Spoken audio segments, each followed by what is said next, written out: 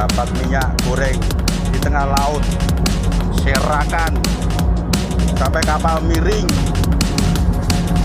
Nah itu baru ikan apa lagi?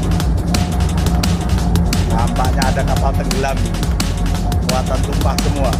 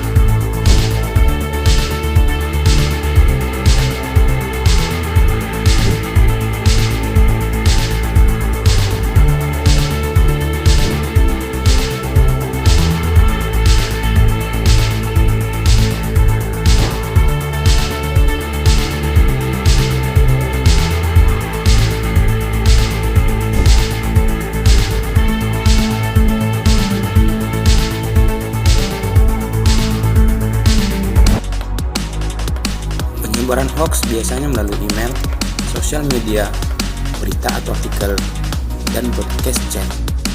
Tujuan hoax adalah menebar kebencian, provokasi, dan menjatuhkan nama baik. Lalu, bagaimana cara agar kita terhindar dari hoax? 5 cara tangkal hoax. Yang pertama adalah hati-hati dengan judul yang provokatif. Biasanya, berita hoax dibuat dengan judul yang sensasional dan provokatif, di mana sebenarnya berita hoax ini diambil dari media-media resmi, tetapi oleh si pembuat berita diubah-ubah agar menimbulkan perspektif yang berbeda di masyarakat. Oleh karenanya, jika kita menemukan berita dengan judul yang provokatif, ada baiknya kita mencari referensi lain dari media resmi, agar kita dapat membandingkan apakah berita tersebut benar atau salah. Dengan demikian, setidaknya kita sebagai pembaca bisa mengambil keputusan berimbang tentang berita tersebut. Yang kedua adalah cermati alamat situs. Jika berita yang kita peroleh berasal dari website atau yang mencantumkan link, maka sebaiknya kita mencek URL dari berita tersebut.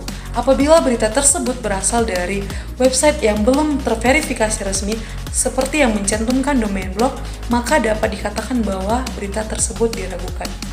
Menurut catatan Dewan Pers di Indonesia, ada sekitar 43.000 situs yang mengklaim dirinya sebagai situs berita di Indonesia.